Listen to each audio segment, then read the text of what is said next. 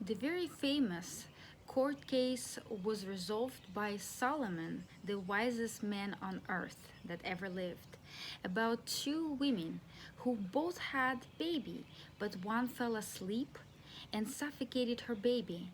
So, in order to solve the problem, she stole the other baby from another woman and claimed it as her own. The other woman, when she woke up, was terrified and was looking for the baby. She found her baby, but she couldn't get it back from the other woman, for that woman refused to give it back to her. So they had to be taken to the court. So Solomon, in order to resolve this problem, brought a guard and told them, draw your sword and cut the baby in half and give each half to each woman. The fake mother was okay with that decision because she didn't want to look guilty in public's eyes. And the real mother, she was terrified. She wanted to preserve baby's life. So she was willing to look guilty in public eyes and just say, please don't kill the baby, just give it to that woman. Then the Solomon knew she's a real mother and she won the case. So what can we learn from this court case? Well, there is a lot of symbology behind this situation. First of all, woman, what does woman represent in Bible? Woman represents a church. So there's two churches that at some point had a living baby. What does a baby represent? Baby means Jesus Christ and his teachings, right?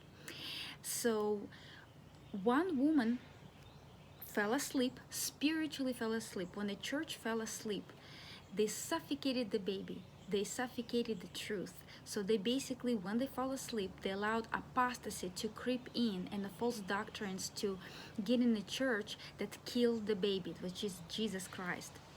So in order to still continue to look good in public eyes, she stole the baby from the other church, claiming her to be a fake mother, just so she can be still considered true church. And how did Solomon solve the problem? How did the public find out which churches? There's so many churches nowadays and all claiming to be true. Well, which one are the true? Well, the only way Solomon knew how to solve the problem is to bring the sword. What does sword represent? The sword represents the word of God. Word of God, when we study the scriptures can determine which church teaches the true doctrines and which are false. So the fake mother, she was willing to sacrifice the baby when Solomon decided to split baby in half. She didn't care about the truth. All she cared whether she will look right and upright in public eyes. While the other church was willing to look guilty and didn't care about it. Her whole mission was to preserve the truth. So that's how we need to test whether doctrines we believe can stand the test of the sword of God, which is the Bible.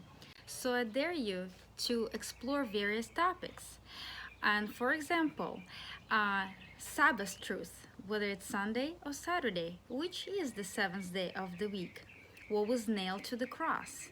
The Ten Commandments or the precepts of Moses? Also, do you remember how many times Jesus kept saying, if you love me, keep my commandments? He didn't say, if you want to be saved, keep my commandments. So you might be surprised, maybe the Ten Commandments in its original form, it's still valid. Another topic I suggest you to explore is the life after death. Where do we go after we die? Do we go straight to heaven or we rest in peace, much like we put on our grave, R.A.P. There are many scriptures that support that. You might want to check them out. Another topic, truth about hell. Are we burning forever and ever and ever? Or whether we all burn up and become, wicked burn up and become ashes under the righteous people. And I just wanted to give you a verse that kind of sums it all up. It comes from Mark 7, from 7 to 9, it says, Jesus says, they worship me in vain. They teach doctrines as the precepts of men.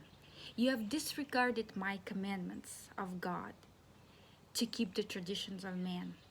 He went on saying, you neatly set aside the commandments of God to maintain your own traditions. Wow, that's pretty harsh.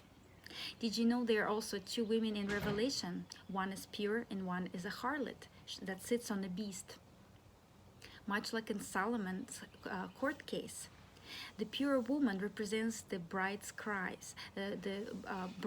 Christ, while the unfaithful woman, the harlot, is the apostate church. She sits on a beast. That beast represents the political power that she is going to unite with, so that she would gain enough power to prosecute the other woman. If you want to learn more about the end time Bible prophecy, please check out this link and learn more about it. This is this is probably most important topic for any Christian or any human to know it before the end times come, so we won't make a mistake by bowing down to the beast.